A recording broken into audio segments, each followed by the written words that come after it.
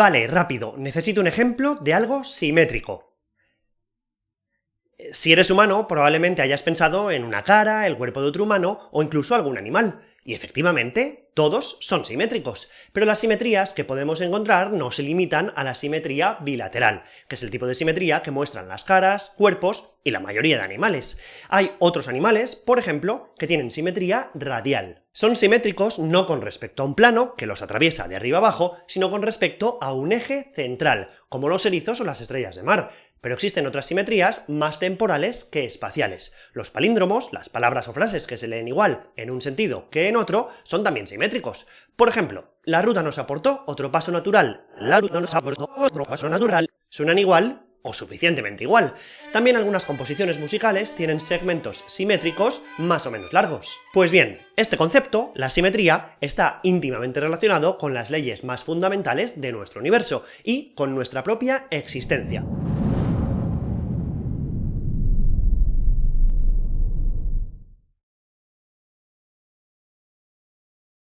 Uno de los conceptos más básicos en física es el de las simetrías. Cuando un sistema es simétrico, estudiarlo y entenderlo se vuelve mucho más sencillo. Pero, ¿qué considera la física como una simetría? Pues todo lo que ya hemos comentado y alguna cosa más. En el día a día consideramos que algo es simétrico cuando no cambia tras voltearlo alrededor de un punto, un eje o un plano.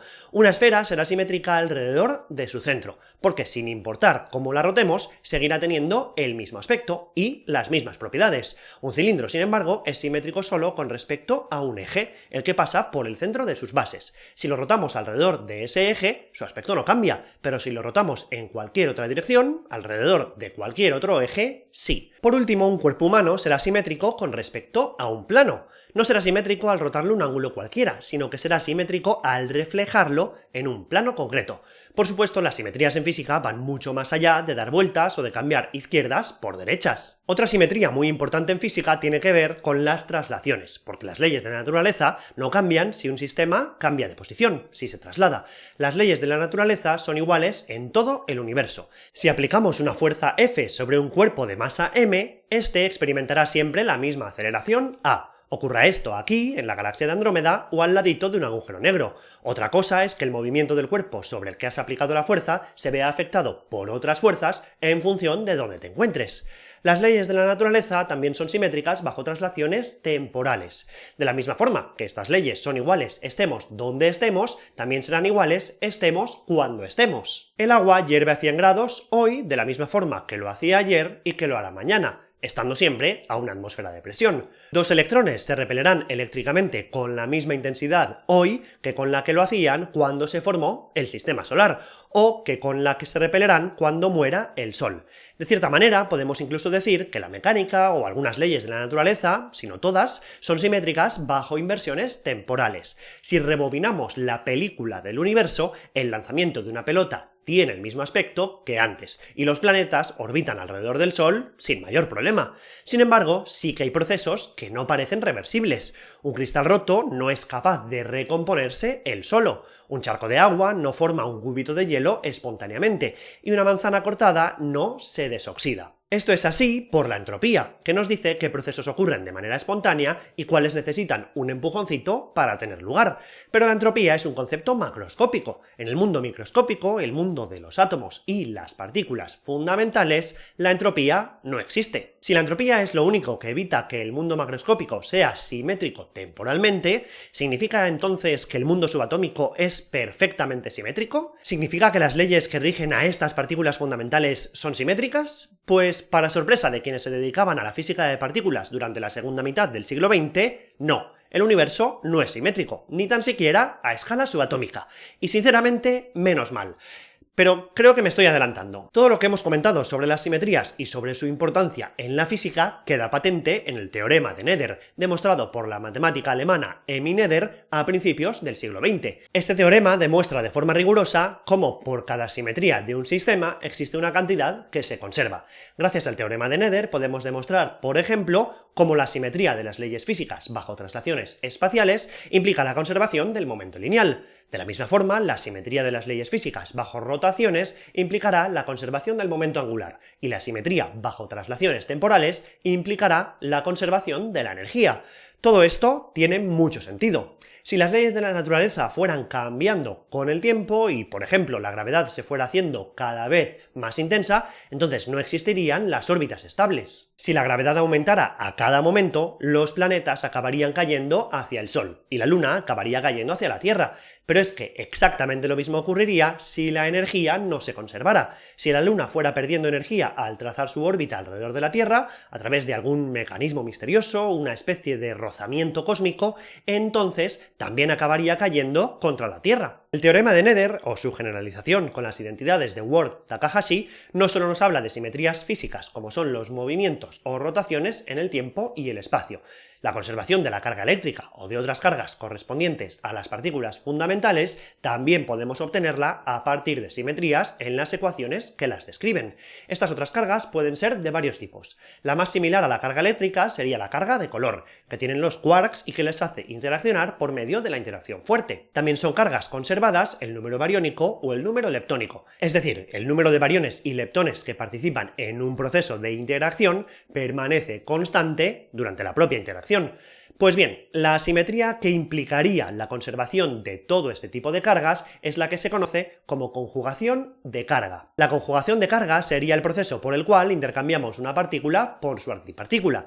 Por definición, una antipartícula es idéntica a la partícula correspondiente, excepto por tener todas sus cargas opuestas. Un electrón tendrá estos valores para las 4 cargas que hemos mencionado, mientras que un positrón tendrá los valores opuestos. Para un quark ocurrirá lo mismo, y todas sus cargas tomarán valores opuestos para su antiquark. Ya conocemos las 3 simetrías que afectan a las partículas fundamentales y a las interacciones que dictan su dinámica, o más bien las transformaciones que, en una teoría u otra, podrán ser simetrías. La primera es la transformación de paridad, que intercambia el signo de todas las coordenadas espaciales, es decir, refleja todo el universo con respecto a un punto. También tenemos la conjugación de carga, que intercambia todas las partículas por antipartículas. Por último, tenemos la inversión temporal, que invierte la dirección en la que transcurre el tiempo, o sea que le cambia el signo a la coordenada t. Estas 3 transformaciones, C, P y T, son las 3 transformaciones discretas que pueden llegar a ser simetrías de las diferentes ecuaciones que describen cada una de las interacciones fundamentales. El adjetivo de discretas significa lo opuesto de continuas, o que funcionan como un cambio repentino y concreto de alguna cantidad, y que no pueden obtenerse de sumar o juntar muchas transformaciones pequeñitas. La pregunta ahora sería: ¿son las ecuaciones que describen las diferentes interacciones simétricas cuando les aplicamos estas transformaciones? O lo que es lo mismo, ¿le importa al universo, o al menos a nuestra descripción del universo, si intercambiamos cada coordenada por su opuesto y si intercambiamos todas las partículas del universo por antipartículas y viceversa? Pues sí, le importa. El universo sería un lugar diferente si, mágicamente, con un chasquido de dedos, pudiéramos transformar partículas en antipartículas o si intercambiáramos derechas por izquierdas, arribas por abajos y delantes por detrás. Si esto te parece raro o antiintuitivo, imagina cómo debió sentirse Chen Xiongwu, la física de partículas, que observó por primera vez en sus experimentos cómo las partículas fundamentales ignoraban completamente la simetría de paridad. Era el año 1956, y la conservación de la simetría de paridad ya se había observado para la interacción electromagnética y la interacción fuerte. Tocaba comprobar si la interacción débil también la conservaba. Aunque la comunidad de física de partículas de la época esperaba que esta interacción respetara dicha simetría, había algunos resultados teóricos que sugerían que no sería así. 2 investigadores chinos, Tsung-Dao Lee y Chen-Ning Yang, concretamente, habían propuesto un mecanismo por el cual podría violarse la paridad. Eso es precisamente lo que se propuso investigar Wu. Enfrió una muestra de cobalto 60 a casi el cero absoluto y comprobó que la desintegración de este átomo era asimétrica, que no emitía la misma cantidad de electrones hacia la izquierda que hacia la derecha. El isótopo cobalto 60, como muchos otros isótopos, es radiactivo y decae emitiendo lo que se conoce como radiación beta, que no es más que un electrón acompañado de un antineutrino, que se emiten cuando uno de los neutrones del cobalto se transforma en un protón. Por tanto, el cobalto 60 decae en un núcleo de níquel 60, que es estable, aunque se forma en un estado excitado. Al caer al estado fundamental, emitirá dos fotones, que podrán observarse junto al electrón y el antineutrino. La forma de comprobar si este proceso conserva paridad o no es midiendo la emisión del electrón, porque el antineutrino resulta muy complicado de detectar, con respecto a la emisión de los fotones. El electrón se emite por un proceso que involucra la interacción débil, mientras que los fotones se emiten por un proceso electromagnético. Cualquier diferencia entre las dos interacciones podrá observarse en las partículas correspondientes. Como el electromagnetismo sí conserva paridad, los fotones deberán emitirse uniformemente en todas direcciones. Si los electrones también, entonces la interacción débil conserva paridad. Si en cambio los electrones se emiten más en una dirección o en otra, será porque esta interacción distingue entre derecha e izquierda. La dificultad experimental estaba en conseguir que todos los átomos de cobalto 60 estuvieran alineados en una dirección concreta, con respecto a la cual medir la emisión de todas estas partículas. Esto se consigue enfriando la muestra de isótopos a temperaturas próximas al cero absoluto y aplicando un campo magnético para alinear los núcleos atómicos. Al no conseguir una alineación perfecta, se puede utilizar la distribución de los fotones como control sobre el que contrastar la distribución de electrones. La doctora Wu observó que el 60% de los fotones se emitía en una dirección y el 40% en otra, mientras que los electrones se emitían mayoritariamente en una dirección concreta, la opuesta al spin de los núcleos de cobalto. Esta asimetría en la emisión de electrones no cambiaba cuando se cambiaba la dirección del campo magnético externo, confirmando que la violación de la simetría de paridad era un efecto intrínseco a la interacción y no dependía de factores externos. Este experimento propició una intensa búsqueda con el objetivo de descubrir qué simetrías se conservaban. Pronto se vio que la conjugación de carga tampoco era una simetría de la interacción débil, por lo que entonces se planteó la posibilidad de que estas simetrías solo se conservaran cuando actuaban juntas. Es decir, tanto C como P se violaban, pero tal vez la simetría CP, la que obtenemos cuando intercambiamos partículas por antipartículas y a la vez intercambiamos todas las coordenadas por sus opuestas, sí se conservaba. Al principio así lo pareció, hasta que en 1964 se observó que la desintegración de unas partículas denominadas kaones no conservaban esta simetría. Los protones y neutrones que forman los núcleos atómicos no son partículas fundamentales, sino que están compuestas por combinaciones de tres quarks. Los quarks pueden combinarse de más formas, pero como todas esas formas son inestables, o más bien tienen una vida media muy corta, no las observamos en la naturaleza. Los 6 tipos o sabores de quarks pueden agruparse principalmente de 3 en 3 o de 2 en 2. Los tríos de quarks se llaman bariones y las parejas de quarks se llaman mesones y se combinan siempre por pares quark-antiquark. Los kaones consisten en la combinación de un quark o antiquark strange con un antiquark o quark up o down, y en 1964 se vio que al desintegrarse no conservaban la combinación de las simetrías C y P. Existen kaones cargados y neutros, y de los neutros, que fueron los protagonistas del experimento, existen dos tipos, uno que contiene un quark extraño y otro que contiene un antiquark extraño, ambos con la misma masa. Se observó de manera indirecta que el kaon neutro podía convertirse en el antikaon neutro y viceversa, pero que estos dos procesos no ocurrían con la misma probabilidad.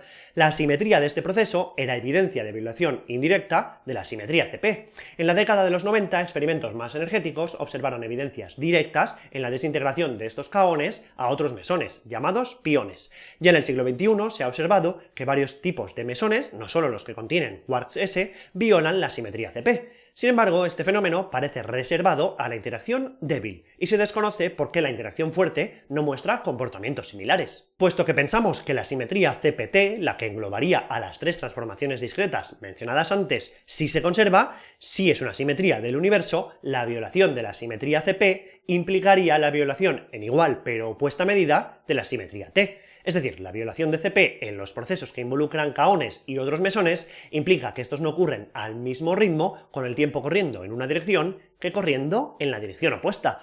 La conservación de CPT la establece el teorema CPT, uno de los resultados más fundamentales en teoría cuántica de campos, y está íntimamente relacionada con el teorema spin-estadística, todavía más fundamental si cabe. Todo esto que os he contado, aunque no lo parezca, es una fantástica noticia. El universo no es simétrico, y gracias a eso, e incontables otros factores, existimos. Verás, por lo que sabemos, durante los primeros instantes de vida del universo se formó igual cantidad de materia y antimateria. Esta materia, en la primerísima fracción de segundo, tomó la forma de un plasma de quarks y gluones, y rápidamente fue enfriándose, debido a la expansión del universo. Estas materia y antimateria que llenaba el universo debería haberse aniquilado mutuamente. Todos los electrones deberían haber interactuado con positrones, emitiendo luz. Todos los protones deberían haber interactuado con los antiprotones, emitiendo luz. E igual para neutrones, neutrinos, muones y, en definitiva, para el resto de partículas, fundamentales y compuestas, habidas y por haber. No debería haber quedado absolutamente nada que no fuera luz. Fotones. Pero claro, un universo de fotones no es capaz de crear galaxias, ni estrellas, ni mucho menos planetas, ni seres vivos. Por tanto, gracias a que la simetría CP no es una simetría fundamental del universo, gracias a que la aniquilación entre materia y antimateria no fue perfecta y al final del proceso sobrevivió algo de materia, pudieron formarse las galaxias y las estrellas y con el tiempo, la Tierra y la vida.